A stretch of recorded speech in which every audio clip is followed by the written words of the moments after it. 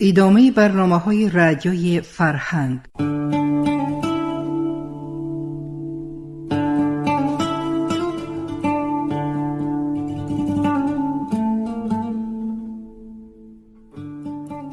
با افتخار 100 سالگی نویسنده خلقی تاجیکستان ساتیم اولوغزاده.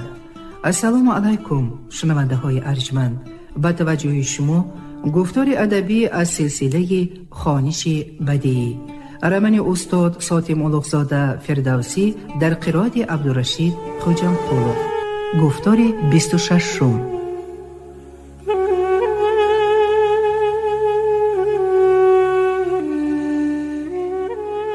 سلطان سخنی گوینده را ظاهراً بیمیل گوش کرد، مثل آن بود که گفتاری او را نمی پسندد یا از شنیدنی چنین تندتراقی ها دلگیر شده است.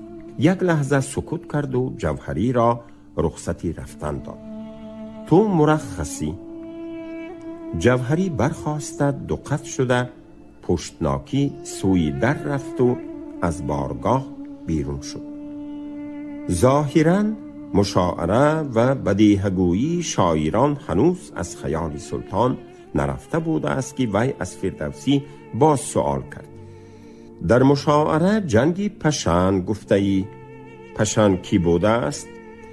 از جنگ‌های ایران و توران یکی با نام جنگی پشن مشهور است، جواب داد شاعر. پرسیدم از تو پشن کی بوده است؟ سلطان جواب فردوسی را نفهمیده همانا گمان می کرد که پشن اسم شخص است. آن جنگ به همین اسم موسوم شده است، گفت شاعر. او پهلوانی تورانی بود؟ باز هم نفهمید محمود. فردوسی تأمل کرد، نمیدانست چی گوید. اگر گوید که پشن اسم جنگ است نه اسم شخص، ضمناً چنین معنی می برآمد که سلطان کند فهم است. به شاه چطور چنین سخنی گوید؟ به عقیلی نگریست. قاری نامعلومک انگشت به لب نهاد. فردوسی این اشاره را فهمید، یعنی نگوی، چیزی دیگری گوی. آری اعلی حضرت، پشن یکی از پهلوانان تورانی بوده است. در این مورد دروغ گفتن را روا دید فردوسی. گیو او را کشت؟ با سؤال داد شاه. شاعر به حالتی ناگوار افتاد. چاره نیست، دروغ را باید دوام داد. آری شاهم کشت. به زمین نگریسته گفت او. چگونه کشت؟ نبردشان چگونه بوده است؟ از پرسیدن باز نایستاد سلطان. فردوسی بدهنگ آمد. از راستی سخن را نگفتنش پشیمان شد. اکنون اگر شاه باری از شاهنامه بابی جنگی پشن را خواند یا برایش خوانند، دروغی شاعر آشکار خواهد شد. آنگاه وای به حالی دروغگوی. اما علاج نیست. باید چگونگی آن جنگ و چگونه به دستی گیو کشته شدنی پشن را نقل کرد.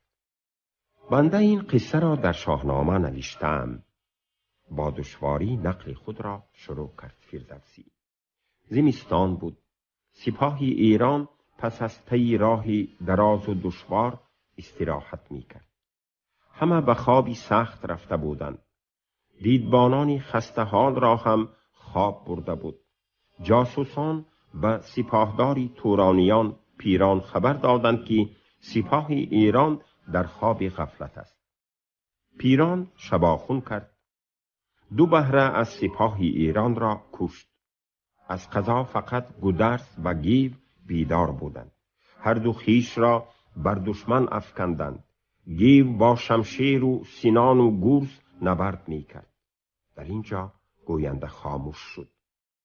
به پشن برخورد؟ پرسید شاه. آری. چشم به زمین فرو افکنده گفت فردوسی. کشت؟ آری. با سنان؟ آری. پشن جوشن داشت. سنان گیو از جوشن او گذر کرد؟ آری. هر یک آری گویا انبوری بود که یک دندان شاعر را می کند. ای کاش سلطان دیگر سؤال نمی داد. میبینم که تاریخ ملوک را به تفصیل از بر کرده ای. و لبان سلطان سهل تبسم دمید. بسیار اخبار خواندم و پهلوی، عربی و فارسی. گفت فردوسی: پهلوی هم میدانی؟ در ایران و خراسان پهلویدانها هستند. حتی در بعضی روستاهای دوردست هنوز به پهلوی حرف میزنند. ایشان مسلمانند یا مجوس؟ زردشتی‌اند. از گفتنی مجوسی تحقیر آمیز در حق هموطنانی زردشتی مذهبش خودداری کرد شاعر. یعنی مجوس؟ سؤالش را تکرار کرد سلطان. فردوسی سر فرود آورده سکوت کرد. بلکه خودت اگر زردشتی هم نباشی مذهب ایشان را میپسندی؟ از این پرسش مقصدش چیست؟ به دلش تعجب کرد فردوسی. با من عیبی بد مذهبی نهادن میخواهد مگر؟ یک قدر درشت و برا گفت: من مسلمانی پاک دینم، شیعی معتقدم. قرمطیان و اسماعیلیان از شیعه سر برآوردند، یک طایفه ویند، همین طور؟ آها، سخن را به کجا می کشد؟ مرا ترساندنیست مگر؟ به دلش گفت فردوسی. من ایشان را نمی شناسم و به مذهبشان هم بررسی نکردم. سلطان یک دم به فکری رفت و گفت: مجوسان هنوز هستند. من هنوز با ایشان دست نیازیدم، اگرچه با زور شمشیر خراسان و زابلستان را از وجود قرمطیان و اسماعیلیان پاک کردم. باز عده‌ای باقی ماندند، ولی مخفی. بیانی عقیده کرد پیرمردی پرزدرو. در خفیه انجمنها می ساختند، آنها را هم باید پیدا کرد و کشت. این پیرسگی تشنه خون کی باشد؟ حیران مانده به دلش گفت فردوسی. از چه رو باشد که گفتاری بریده شده اش را دوام داد سلطان؟ زردشتیه را خلیفه در حمایت خود می دارد و حال آنکه آن ملعونان هم کافرانند. کافرانی محض. سخن شاه را قوت داد پرزدرو. انشاءالله ایشان هم ان قریب از دمی شمشیری سلطانی دین پناه آبی فنا خواهند آشامید، هم در خراسان، هم در ایران، در همه جا. نسبت چیست؟ باز این را هم از فردوسی دانستنی شد سلطان. دهقان زادم، جواب داد شاعر. پدرت کی بود؟ دهقان و از عمال سامانیان بود است، در دیوانی خراسان. املاک داری؟ املاکم بود. از درآمد آن آسوده میزیستم، بی نیاز بودم. ولی چون به نظم شاهنامه پرداختم، به کاری زمین و آب، کشت و کار رسیدگی کردن نتوانستم. زمین ها کم کم از کشت ماندند. خراج هم سال به سال گرانتر و پرداخت آن دشوارتر می گردید. در پیران سالی بیچاره شدم. چرا به خدمت ما نیامدی؟ اگر می آمدی و از شعرای دربار ما می شدی، امروز با چنین قریحه سخنوری که تو راست، از عطاهای ما همچون ملیک الشعرا یا امیر فروخی صاحب ثروت و مکنت می بودی. من به خدمت شاه هم امروز با شاهنامه آمدم. مگر این بهتر از آن نیست که در آن هنگام با دست خالی بیایم؟ آن زمان با دست خالی نیامدی، این زمان با کیسه خالی آمدی. با لبخندی استهزا گویا که ظرافت کرد سلطان. آنگاه که من به نظم شاهنامه آغاز کردم، شما هنوز به سلطنت نرسیده بودید، اما وقتی که رسیدید شاهنامه من تمام شده بود. پس چرا به بخارا به خدمت سامانیان نرفتی؟ مرا طلبیده بودند، قبول نکردم. قبول نکردی؟ تعجب کرد شاه. چرا؟ اگر قبول می کردم به احتمال قوی امروز شاهنامه در وجود نمی بود. آخر در دربار قصیدگوی و مداح می باید بود. اما با این شغل شاعر کی فرصت و حوصله شاهنامه نویسی می یابد؟ خب، هرچند که تو شاهنامه را استادانه نگاشته‌ای و سخنت عالی است، ولی هرچی نگاشته‌ای فسانه است، حدیثی کهن است. رستم ها، گیو و طوس ها را تو امروز در سپاه من ببین. یا مگر من خود از جمشید و کسری، از فریدون و کاووس و کی کمترم؟ من در 10 جهاد پیروز شدم، باری هم مغلوب نشدم. در نزدیکی وطنی تو بر سالارانی نامداری زمان سیمجوری و فایق ظفر یافتم. سپاهی نصری قراخانی را در هم شکستم و از خراسان بیرون کردم. غرچستان و سیستان و غور را تسخیر کردم. 4 بار به هندوستان لشکر برده راجه های قوی شوکت و دارای 100,000 سپاه و فیلان جنگی را به اطاعت آوردم و باز بدان سو لشکر خواهم کشید تا وقتی که تمام هندوستان مسخری من شود. درباره این همه جهاد و ظفرهای من 10 شاهنامه میتوان نوشت. شاهم، اگر گفتاری بنده بیجاست از کرم همایونی بخشایش میخواهم. در شاهنامه اگرچه سخن از باستان زمان می رود، آن را حدیثی کهن یا فسانه‌ای کهن نمی توان گفت. در جهان چیزهایی هستند که کهنه شدن ندارند. پند و حکمت، اندرز و عبرتی که از پیشینیان به پسایندگان می رسند همیشه نوند. هرچی در آن روزگاران از نیاگان ما به ظهور آمده است، خواه نیک و خواه بد، خواه ثواب و خواه خطا، همه پندآموز است. بزرگان گفتند که تاریخ دانش می فزاید و پند و عبرت پرورنده خرد است. بنده با همین اعتقاد رنج 35 ساله را تحمل کرده شاهنامه نگاشتم. هم شاه، هم وزیر و هم شیخ با قیافه های تعجب آمیز و سکوت رفتند. باور داشتند که شاعر مستحق غضب شاه شد. آخر ایشان هیچ بیاد نداشتند که زمانی فردی جرأت کرده به سخنی شاه ایراد رسانده یا به وی سخنی گردانده باشد. ولی به حیرت ایشان در قیافه شاه نشانی ناخشنودی یا که غضب پیدا نبود. و بعد اندک خاموشی با آوازی پست چنین گفت: ما واقعه های شاهنامه را فقط بدان معنی کهن گفتیم که آنها صدها و بلکه هزاران سال پیش روی دادند. خوب، با این همه من کتابی تو را پسندیدم.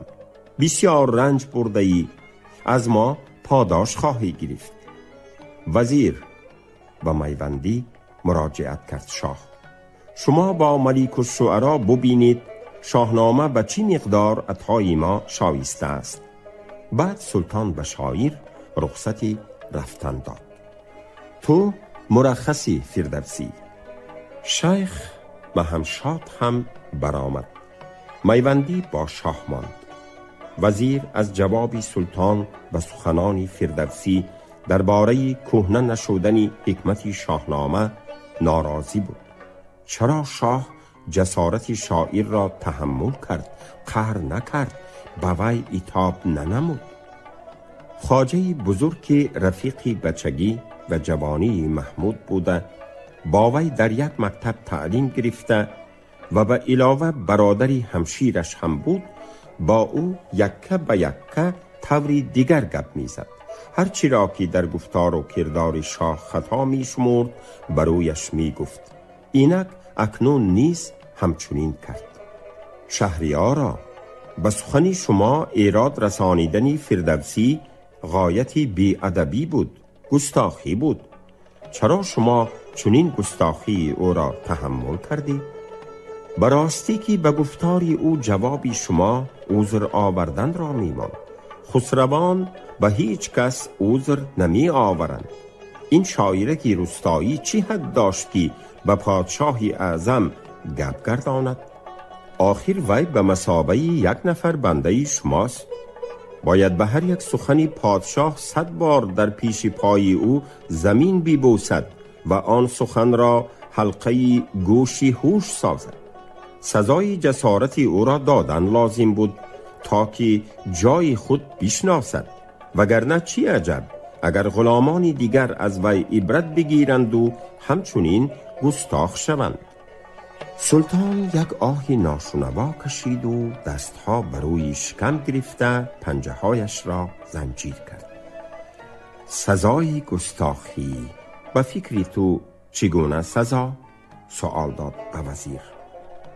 ایتاب شاهم یا لااقل تهدیدی جزا، گفت میوندی، تا که فردا مردمان مرا نفرین کنند که برای یک دهن سخن شاعری مسافر به وی عتاب و سیاست کرد. برعکس سلطانم، خواهند گفت که فردوسی در پیشگاه سلطان معظم بی ادبی کرده به وی سخنانی درشت گفته مستحق عتاب شده است. بس است حسن، من دیگر سخن شنیدن نمی خواهم، چنان که نمی خواهم مردمان گویند که فردوسی به سلطان شاهنامه آورده به پاداشش جزا گرفت. برو پس کار خود حسن. فردوسی از بارگاه سلطان هم ریزامند و هم با کدورتی خاطر بیرون رفت. همچنین یک کنج دلش غش بود. ریزامندیش از وعده شاه به دادن پاداش شاهنامه، اما کدورتی خاطرش از طرز معامله او با شاعر بود. سلطان ویرا و جوهری زرگری همچنین کهنسال را تو خطاب می کرد. نه مقام شاعریشان را حرمت کرد و نه ریشی سفیدشان را. نخواد نمیداند که از پادشاه چنین بی حرمتی نسبت به پیرانی که نزد وی گنهگار نیستند و به درگاهش برای عرض نیاز آمدند هرگز شایسته نیست. بزرگی و شوکت پادشاه سامانی نوح از این سلطان کمتر نبود. ولی آنگاه که من بخارا رفته به قبول نوح مشرف شدم، او مرا شما گفت، حرمت کرد، در پهلویش نشاند و حال آن که من در آن وقت جوان بودم. از این گذشته پیش یک نفر اهل حاجت و مسافر که منم، آن گونه خودستایی ها چی لازم بود؟ جهان پهلوانی محبوبی تاریخ و خلق رستم داستان را پست می زند، خود را از همه شاهان پیشین بالا می داند. عجب، باز آن پیرکی سلکلانی پرزده رو به قیافه زاهد و عابد می نماید، لیکن از هر کلمه‌اش بوی خون می آید، تشنه خونی زردشتیان، قرمطیان و اسماعیلیان. توبه، غشی نهانی دلش از دروغی راجی به جنگی پشند بود. سخن نفهمیدنی سلطان و اشاره کاری او شاعر را مجبور کرد که برخلاف آنچه خودش در شاهنامه نوشته بود پشند را پهلوانی تورانی نامد. دروغ جزئی هم دروغ است. به طینت پاکی پیر شاعری پارسا داغ ریا نهادند. یگان روز این ریای او نزد شاه آشکار خواهد شد. شاعر در مهمانخانه ماحک از او کی بودنی آن پیرکی را پرسید. معلوم شد که امام درگاه شاه پیری او و نامش شیخ مهمشاد بوده است. در قپیدن و کشتن قرمطیان، اسماعیلیان، فلسفیان نخستین یاری رسانی شاه بوده و در این کار از غیرت و کوشش هیچ کوتاهی نمی کرده است. بهاری گذشته یکی از منصبداران را که به طواف کعبه رفته به مصر هم گذشته با خلیفه فاطمی واخورده از او هدیه گرفته بوده است، به جاسوسی فاطمیان گنهگار کرده به قتلش فتوا داده، سنگسار کنانده، اول کاسه سرش و استخوانهایش را شکنانده، ثانیاً به دار کشانده است.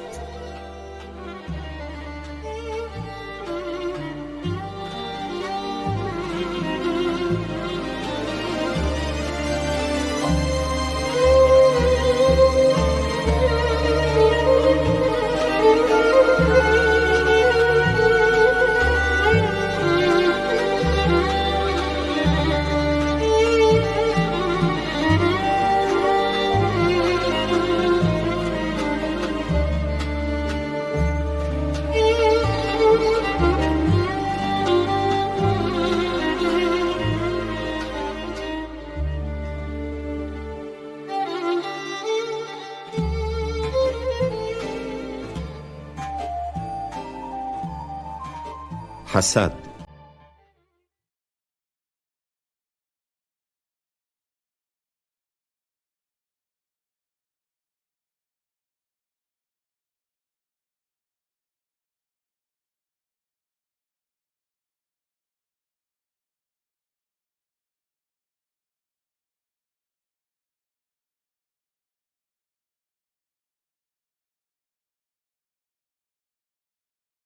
شهرت شاهنامه تا رفت می افزود. دوستداران کلام نفیس، هوسمندان داستانها از شاعر، اگرچه برای یک شب باشد هم یگان جلد داستانهای او را به عاریت گرفته در دورهایشان خواننده می شنیدند. روبردار کرده بردن بعضی قصه ها نیز کم واقع نمی شد. اگر در جای مردمان حلقه گرفته و آواز قصه خوانی بلند باشد، یا اگر چراغ مهمانخانه شب تا بانگ خروسان خاموش نشود، می گفتند که آنجا شاهنامه خوانی است و گوینده اکثر وقت خطا نمی کرد. ابودلف را مردم تلاش می کردند. روزی و شبی نبود که او را به 2-3 جای برای شاهنامه خوانی دعوت نکنند. در یک مدتی کوتاه درباره فردوسی و اثر او بیت‌های ستایشی هم پیدا شدند از این قبیل: روان بر زبان همچو جان در بدن، کی گوید در این عصر چون او سخن. یا کی تو شاهنشهی ملک نظمی دری، ببندد به پیشت کمر عنصری. ملک الشعرا در مجلس مشاعره به مهارت بدیهگویی فردوسی تن داده دستی او را بوسیده باشد هم اصلا نتیجه مشاعره دماغ او را سوزانده بود. او می دانست که واقعه به زودی گوشرس مردمان و 2 بیتی در مشاعره گفته شده ورد زبان ایشان خواهد شد. در شهر بیش از 400 شاعر و هزاران مردم شعر دوست میزیستند. خبری هر مشاعره و بیت‌های در آن ایجاد شده زود پهن می‌گردیدند. بدیهه 3 شاعری دربار با شاعری داستان سرا هم آوازه شد. بدیهه را در محفل‌ها به تکرار می‌خواندند و به فردوسی آفرین می‌گفتند. عنصری از شهرت فردوسی اصلا شاد نبود. حسد دل دیگر شاعرانی دربار را هم می خراشید. اکنون فردوسی را قبول و به شاهنامه او توجه کردن سلطان هم به گوش آنها رسید. ایشان چنین موفقیت شاعری توسی را آغاز تنزل مقام و مرتبه خود دانستند. عنصری استادی سخن، سراینده داستانهای حیرت انگیز را حرمت و بزرگی او را اعتراف نکرده نمی توانست، ولی اکنون در وی رقیب خود را می دید. ذاتاً ملک الشعرای نرم دل، خوشفعل و خوش تعارف و شیرین بیان، از شرافت و مروت بیگانه نبود. اگر وی را حسود یا بخیل می گفتند، وی این را به شأن خود حقارت می دانست، ولی در باطنی وی عنصری دومی پنهان بود که به عنصری یکم سخنانی دیگری را گوشکی می کرد. چنانچه می گفت: آیا در شاهنامه چیزهای پیدا نمی شده باشند که به سلطان خوش نآیند یا حتی به نفس او برسند؟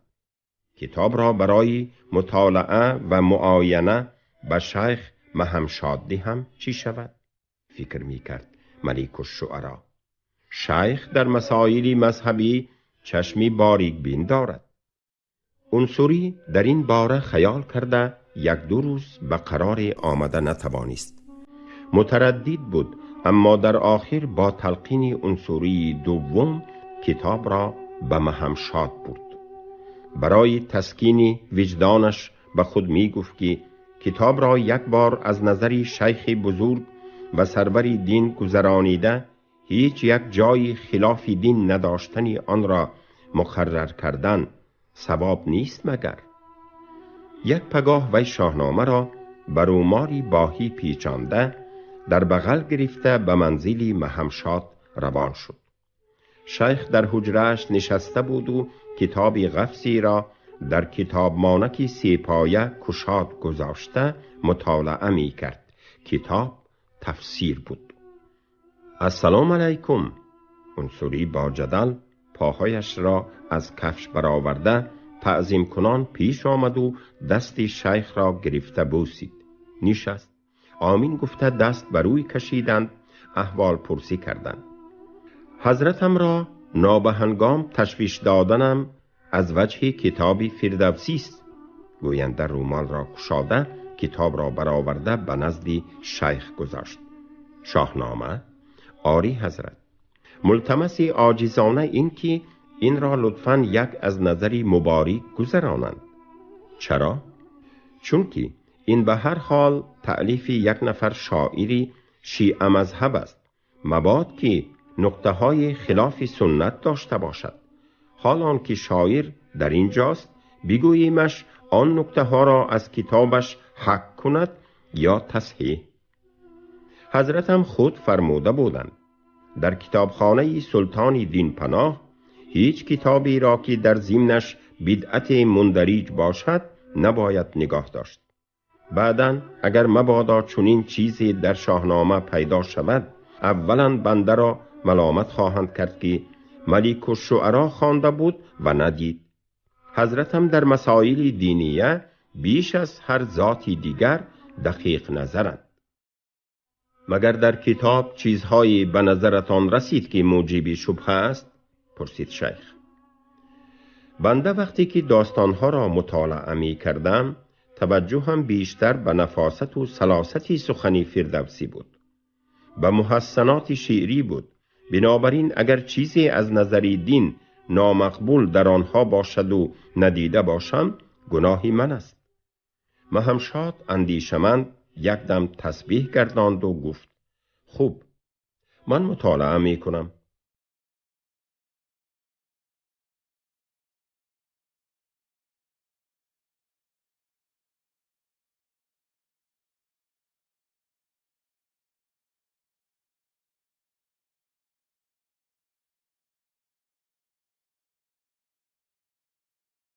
شما گفتار 26 را از روی رمن استاد ساتیم اولوغزاده فردوسی در قرائت عبدالرشید خوجمقلوف شنیدید. کارگردان شیرعلی نغزلی. انجام گفتار ادبی از سلسله خوانش بدیعی.